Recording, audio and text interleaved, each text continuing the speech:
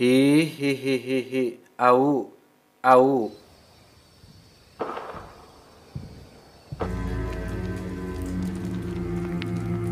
Berlatar di sebuah pedesaan, kisah akan berfokus pada peternak kakak beradik, ada Pedro dan Jimmy. Mereka baru saja mendengar ada suara tembakan yang berasal dari hutan belakang rumah, di mana tembakan seperti itu sebenarnya sudah biasa terjadi di wilayah ini. Biasanya, para pemburu memang sedang memburu hama ternak seperti begu, careuh, ganggarangan, kerut, dan binatang-binatang liar lain. Namun yang menarik perhatian Pedro adalah suara tembakan itu dilepaskan hampir 5 kali dan bunyinya seperti bukan berasal dari senapan berburu, sehingga itu menjadi sebuah kepenasaran tersendiri bagi Pedro tentang apa yang sebenarnya terjadi di dalam hutan tersebut. Salimos con la clara. Keesokan paginya, Pedro dan Jimmy langsung memeriksa lokasi yang menjadi sumber suara semalam, di mana mereka menemukan seonggok tubuh manusia tanpa bagian atas, alias hanya menyisakan pinggang dan kakinya saja. Entah siapa pria ini, dia nampaknya membawa barang bawaan berupa kotak berisi benda antik semacam perangkat khusus yang entah untuk apa kegunaannya. Juga ada sebuah buku berisi nama dan alamat tempat tinggal Maria, yang merupakan tetangga dari Pedro dan Jimmy di desa ini. Estaba cortando camino para salir a la loma. Alhasil, Pedro dan Jimmy pun langsung pergi ke rumah Maria untuk menanyakan perihal apakah dia sedang menunggu kedatangan seseorang. Maria pun langsung menjawab ya. Dan benar saja, pria yang tubuhnya sudah terbelah tadi memang bermaksud untuk pergi ke rumah Maria, ke rumah ini, dengan tujuan untuk memeriksa putra sulungnya yang kebetulan sedang sakit. Porque no. Dan betapa terkejutnya Pedro saat melihat putra sulung Maria yang bernama Uril. Ini bebenguknya ternyata sedang dalam kondisi sakit. Mungkin bisa dibilang lebih dari sakit, karena hampir 80% bagian tubuhnya mengalami pembusukan dan mengeluarkan nanah yang berbau menyengat. Entah apa yang terjadi kepada Uril, tapi usut punya usut, semua warga di desa ini memang sedang dalam situasi genting dan was-was perihal kabar mengenai adanya wabah iblis atau mengerikan yang diakibatkan oleh faktor goib supranatural, iblis jurik, dedemit, kutukan, dan hal-hal semacam itu, yang barang siapa terinfeksi wabah iblis ini, maka dampak yang terjadi akan berbeda-beda hasilnya. Salah satunya adalah pembusukan seperti yang dialami oleh si Uril ini. Maria mengatakan bahwa putra sulungnya sudah seperti ini hampir 1 tahun lamanya, dan jasad orang yang mereka temukan di hutan tadi mungkin adalah seorang ahli medis atau tabib atau dukun atau mungkin juga paranormal, yang intinya bermaksud untuk mengobati penyakit Uril yang langka dan mengerikan ini. Pensé que rezando. Pedro dan Jimmy langsung meluncur ke kantor polisi terdekat untuk melaporkan tentang kondisi Uril. Pedro komplain, kenapa kok bisa bapak-bapak aparat ini membiarkan warganya menderita dalam waktu yang cukup lama? Bukannya segera menindaklanjuti masalahnya, beliau-beliau yang terhormat ini justru malah balik membentak dan memelototi Pedro sambil mengatakan bahwa mereka punya urusan yang jauh lebih penting, jauh lebih urgent, jauh lebih darurat daripada hanya sekedar warganya yang sedang kesusahan. Sehingga sudah jelas bahwa aparat di negara barat nampaknya kurang peduli pada masyarakat, sangat beda jauh dengan aparat di negara kita. ¿No me crees? Dale, toca eso. Tak mendapat respon positif dari pihak aparat, Pedro dan Jimmy pun menemui Tuan Ruiz yang merupakan juragan tanah yang paling banyak jagat dan paling banyak kebun kelapa dan paling banyak sawah, paling banyak ternaknya di desa ini. Beliau adalah tipikal orang yang sangat percaya sekali dengan yang namanya tahayul, sehingga ketika mendengar kondisi Uril yang sudah membusuk selama 1 tahun lamanya, jelas membuat sang juragan langsung ngejenghok dan ketakutan, khawatir, sambil membentak Pedro, kenapa baru bilang sekarang? Esto lo pusieron ellos. Fue el Estado. Takut jika wabah iblis mematikan seluruh ternak dan seluruh jagat harta kekayaan alamnya, si juragan tanah pun nekat meninggalkan istrinya yang sedang hamil untuk pergi ke rumah Maria dan berniat untuk menembak Uril menggunakan senapan berburunya. Por favor, cagón. Melihat sang juragan sudah kalap, Maria dan putra bungsunya pun terus memohon agar beliau tidak membunuh putra sulungnya, bukan karena kasihan atau peduli. Justru Maria sendiri pun sudah lama ingin mengakhiri penderitaan Uril dengan cara membunuhnya saja. Tetapi menurut kabar yang beredar, apabila mereka membunuh seseorang yang sudah terinfeksi iblis alias kerasukan, justru itu akan menimbulkan lebih banyak keburukan, sehingga Maria sengaja membiarkan putra sulungnya tetap seperti ini demi kebaikan untuk bersama. En nuestro cuerpo se nos va a meter en nuestra alma. Merasa perkataan Maria ada benarnya, juragan pun membatalkan niatnya dan memilih untuk menunggu di luar sampai esok pagi. Yang ketika Pedro dan Jimmy datang ke sana, juragan langsung meminta mereka berdua untuk membantunya menggotong tubuh si Uril, membawanya sejauh mungkin dengan harapan wabah iblisnya tidak berdampak buruk bagi tanah dan desa tercinta mereka.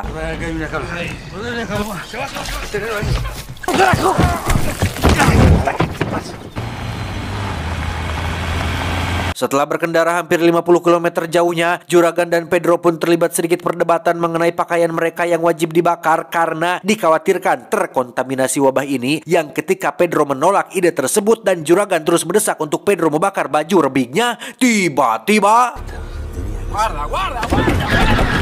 ya, juragan nyaris saja menabrak seorang bocah yang sedang sesapedahan di tengah jalan. Untungnya beliau sangat responsif sehingga tidak ada korban jiwa dalam peristiwa tersebut. Tibalah mereka di lokasi yang jaraknya 100 km dari desa mereka. Alih-alih akan membuang tubuh Uril di dalam got kecil, juragan justru malah kehilangan tubuh Uril yang sudah tidak ada di atas mobilnya. Mereka berasumsi jika tubuh Uril tak sengaja jatuh sesaat setelah juragan menghindari bocah yang hampir tertabrak, yang karena jaraknya sudah jauh juga. Mereka pun memilih untuk pulang saja, berharap semuanya sudah selesai dan baik-baik saja. Ya no es un puto problema nuestro. Di rumah, Pedro dan Jimmy terlihat masih hulang-hulang memikirkan tentang masalah ini. Apakah mereka yang lakukan tadi siang itu sudah cukup? Apakah desanya akan aman? Apakah semuanya akan sudah benar-benar selesai? Pun sama dengan si juragan yang bahkan tak selera makan, beliau tiba-tiba dikejutkan oleh teriakan sang istri yang sedang hamil, yang ketika diperiksa ternyata ada salah satu ekor kambing ternaknya menunjukkan perilaku aneh ketika matanya terus menatap tajam ke arah sang istri. Yakin jika kambing itu sudah kerasukan iblis, juragan yang kesal pun menurunkan senapan ke kepalanya. Yang di situ sang istri memiliki pemikiran sama seperti Maria bahwa barang siapa yang membunuh manusia atau binatang yang kerasukan, justru itu akan melepaskan si iblis itu sendiri. Namun karena si juragan sudah kepalang jengkel, beliau pun menembak kepala si kambing dan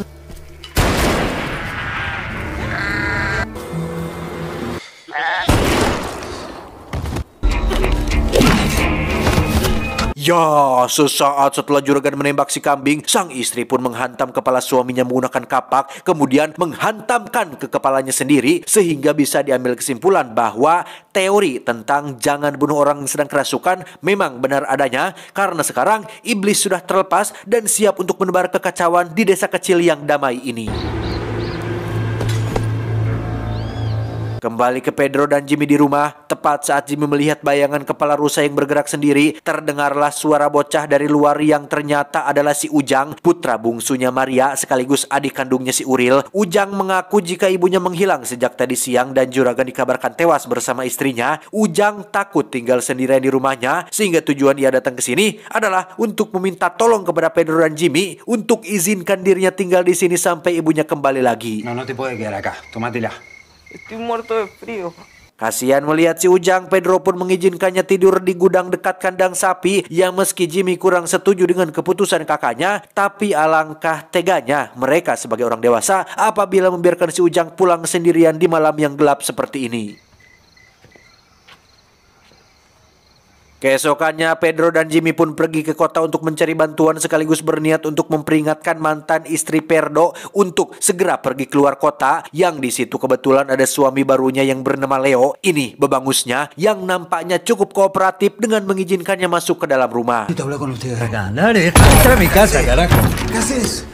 Sambil menanggalkan seluruh pakaiannya untuk dibakar, Pedro pun terus menjelaskan tentang wabah iblis yang sedang terjadi di kecamatan mereka, di mana tingkah aneh Pedro tentu saja malah membuat mantan istrinya yang bernama Sabrina ini dan Leo menjadi kebingungan. Yang ketika mereka semua sedang sibuk berdebat, anjing peliharaan milik Sabrina pun terlihat menjilati pakaian si Pedro yang sudah jelas terkontaminasi. Entah apa dampak dari tindakan si anjing ini, tapi Pedro segera membakar semua pakaian tersebut setelah mereka memberikan baju ganti. ¿Qué me estás haciendo? Pasando cosas, necesito.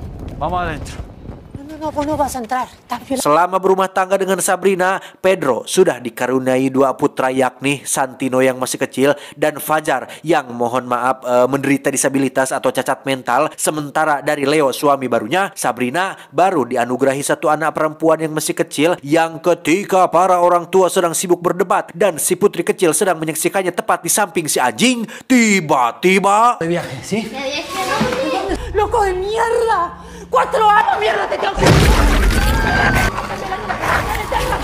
murió Vicky! ¡La estás lastimando! Si anjing pun menyeret tubuh si gadis kecil keluar rumah, dikejar oleh Pedro dan Leo secara terpisah. Entah kemana si anjing membawanya. Namun setelah sekitar 1 menit mengelilingi seluruh area komplek, Leo akhirnya berhasil menemukan si anjing tanpa putri kecilnya dan langsung menembaknya menggunakan senapan yang sudah dibawanya. Saat Pedro duluan kembali ke rumah, sungguh betapa terkejutnya Pedro saat melihat si gadis kecil nampak sehat walafiat tengah dipeluk oleh Sabrina. Sadar jika telah terjadi sesuatu yang salah, Pedro pun buru-buru membawa kedua anak kandungnya yaitu Fazar dan Santino untuk masuk ke dalam mobil dan pergi secepatnya dari tempat ini.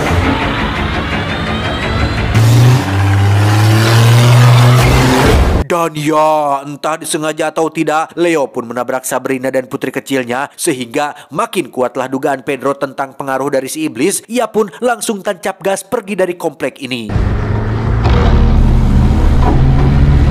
Dan benar sekali kecurigaan Pedro tentang fenomena barusan bahwa si gadis kecil sepertinya bukan manusia lagi. Hal itu terbukti dari bagaimana dia malah loncat-loncat sambil menari di saat kedua orang tuanya sedang sekarat terjepit kendaraan.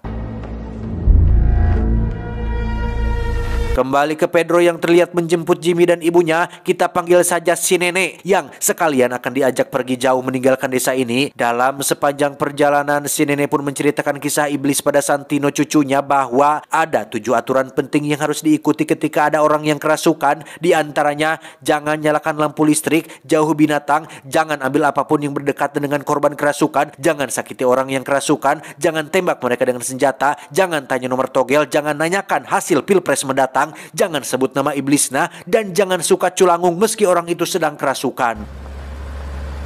Y una cosa muy importante, nunca.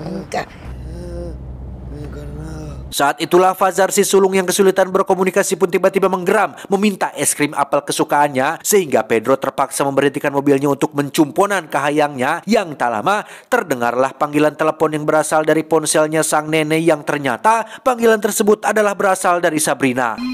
Ayo atendemos a tu mamá.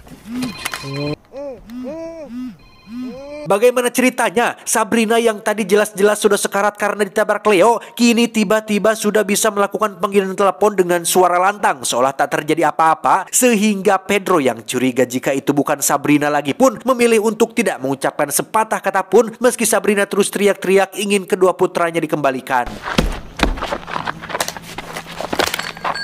Tibalah mereka di rumah seorang wanita bernama Mirta yang merupakan kenalan Jimmy dari sahabatnya. Mirta diketahui sudah memiliki banyak pengalaman tentang dunia supranatural termasuk rasukan iblis, sehingga Jimmy pun bisa leluasa menceritakan masalah yang sedang dialami desa dan kecamatannya, berharap Mirta bisa mengerti dan mengizinkan keluarganya untuk tinggal sementara di tempat ini. Singkat cerita, malam pun tiba. Pedro, Jimmy, dan Fazar pun tidur di dalam mobil, sementara sang nenek dan Santino diizinkan tidur di salah satu kamar rumah Mirta. Di mana saat semua orang sudah tertidur lelap, muncullah sosok Sabrina yang datang untuk menjemput putranya yaitu Santino. Yang ketika sang nenek memergokinya, beliau pun segera bangun dan memanggil Pedro untuk memeriksanya langsung. Voy a llevar a mis hijos. No! Dan ya, Sabrina pun loncat dari jendela sambil menggendong Santino yang ketika diperiksa ke bawah, Sabrina sudah hilang entah kemana. Yang ketika Pedro dan Jimmy berniat untuk mengejarnya, Mirta segera melarang mereka untuk jangan bertindak gegabah dan dengarkan dulu penjelasan darinya. Se están topando. Seperti yang sudah dijelaskan tadi, Mirta memiliki latar belakang sebagai praktisi supranatural, bahkan punya perangkat khusus yang persis sama dengan milik si jasad yang ditemukan terbelah di dalam hutan, yang ternyata perangkat ini adalah sejenis alat atau sarana untuk menangkap iblis, sehingga akhirnya ditemukanlah solusi untuk bisa mengakhiri mimpi buruk ini. Por ahora, él solo liberó su esencia. Masalahnya adalah perangkat ini hanya dapat bekerja pada orang yang pertama kali dirasuki, yang dalam hal ini adalah Uril, si tambun bertubuh busuk. Yang alhasil mereka mau tidak mau harus mencari keberadaan si Uril, karena terakhir kali kita lihat Uril jatuh dari mobil si juragan sekitar 100 km dari desa tempat tinggal mereka.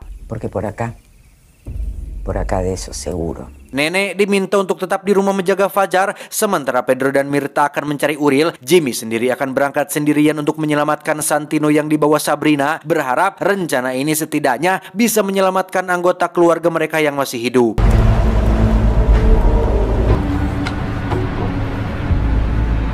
Una noche mi marido. Setelah beberapa menit berkendara, Jimmy akhirnya berhasil menemukan Sabrina yang sedang berjalan kaki sambil menggendong Santino. Namun yang mengejutkan adalah Sabrina nampak sedang asyik mengemili otak alias isi kepala putranya sendiri. Sehingga ketika Jimmy merasa bahwa Sabrina sudah tidak punya peluang untuk diselamatkan, ia pun nekat menghabisi nyawa Sabrina dengan cara ditabrak, tanpa ingat bahwa membunuh orang yang kerasukan sama saja dengan melepaskan iblis yang terperangkap di dalamnya.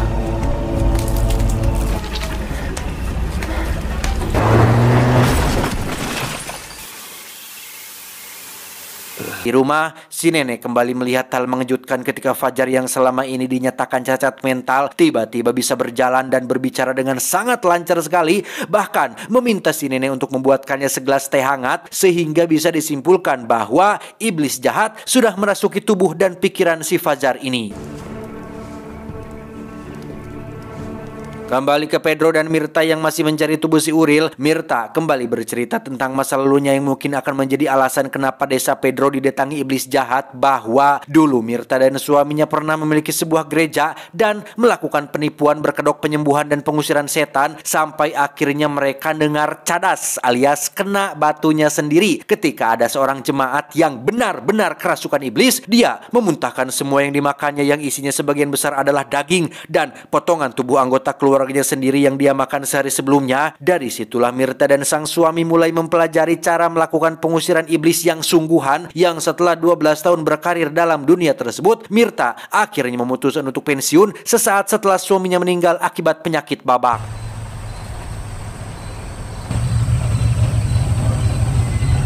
Nah, alih-alih pensiun, Mirta pun memutuskan untuk membeli rumah di desa ini sekitar 1 tahun yang lalu dengan maksud untuk menenangkan diri dan menikmati masa tuanya, di mana kepindahannya sangat bertepatan dengan waktu ketika Uril awal-awal mengalami kerasukan dan pembusukan, sehingga bisa disimpulkan bahwa biang kerok dari musibah ini adalah Mirta yang telah tak sengaja membawa iblis jahat ke desa ini. Solo por mí. ¿Por qué no se la llevó a usted en vez de a mi hijo?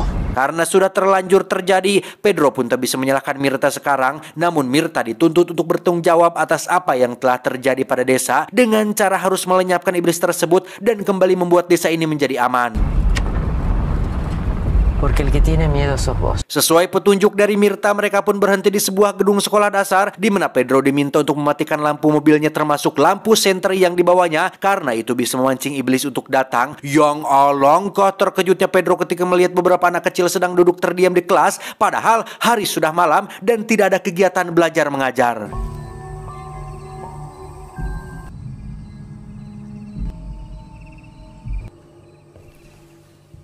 Mirta pun menjelaskan bahwa iblis lebih sering merasuk ke pikiran anak di bawah umur karena mereka lebih mudah untuk dikendalikan. Ada beberapa orang yang memang sulit untuk dirasuki iblis, contohnya Pedro, Jimmy, dan dirinya sendiri. Namun iblis bukanlah sosok yang mudah menyerah karena mereka memegang sebuah prinsip, tidak ada roti, bala-bala pun jadi. Iblis akan melakukan berbagai tipu daya untuk bisa menyesatkan mereka semua.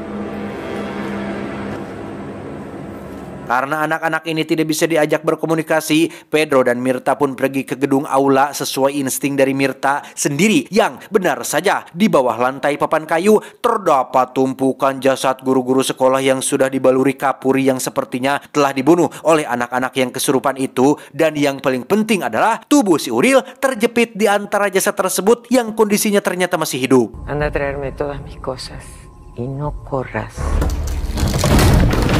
¡Vamos, Pedro! Se mueve.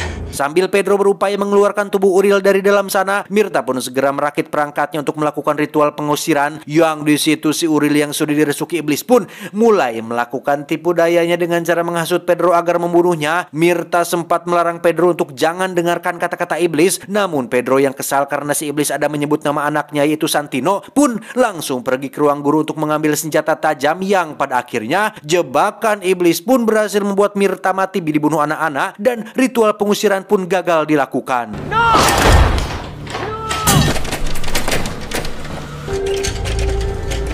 Sudah kepalang tanggung, Pedro pun nekat menghabisi Uriel dengan cara menghancurkan kepalanya yang sesuai penjelasan si nenek tentang jangan membunuh orang kerasukan. Muncullah sesosok bocah kecil berlumuran darah yang keluar dari dalam tubuh Uriel, di mana sosok itu berjalan keluar diikuti oleh para bocil lainnya yang kemungkinan besar itu adalah sosok penebar fitnah, pembawa kekacauan, ahli kebohongan, ahli kesesatan yang kita biasa sebut sebagai anak Dajjal.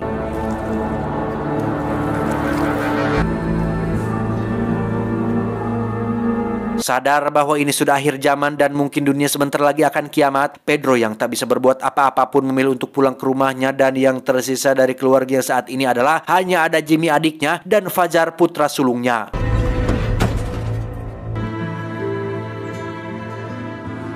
Ketika Pedro sedang mandi, Jimmy pun teringat dengan sosok si Ujang yang disuruh tidur di kandang ternak, di mana saat Jimmy memeriksanya, si Ujang ternyata masih ada di sana, yang pada akhirnya dia pun jujur bahwa pelaku yang telah memutilasi jasad pria di hutan adalah dirinya, pelaku yang juga telah membunuh Maria ibunya sendiri adalah dirinya juga, bahkan Ujang telah memakan tubuh ibunya sendiri dan memakan setengah tubuh dari jasad pria di hutan itu.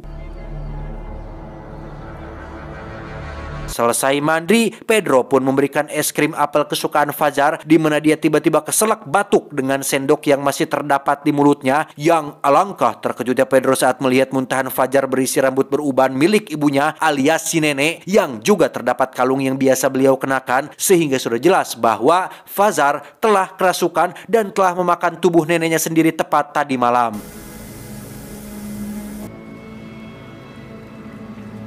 Pada akhirnya, yang tersisa dari mereka hanyalah Pedro dan Jimmy saja. Entah apa yang akan mereka berdua lakukan selanjutnya, tapi yang jelas, sosok anak Dajjal dan pengikutnya sudah akan memulai rencana mereka untuk menebar fitnah, menyesatkan umat, menebar teror, menimbulkan peperangan, hoaks di mana-mana, korupsi, hukum bisa dibeli, pencitraan para pemimpin, dan lain-lain, sehingga siap-siap Anda akan memasuki era generasi anak Dajjal. Tamat, ending yang cukup membagongkan. Pesan yang bisa kita ambil dari film ini adalah وَإِذْ قُلْنَا لِلْمَلَائِكَةِ اسْجُدُوا لِآدَمَ فَسَجَدُوا إِلَّا إِبْلِيسَ أَبَى وَاسْتَكْبَرَ وَكَانَ مِنَ الْكَافِرِينَ. Saya John, mewakili jajaran direksi yang bertugas, mengucapkan terima kasih dan sampai jumpa di video selanjutnya. Adios, singlet lada Ariel Tatum. Cuau, cuau, cuau.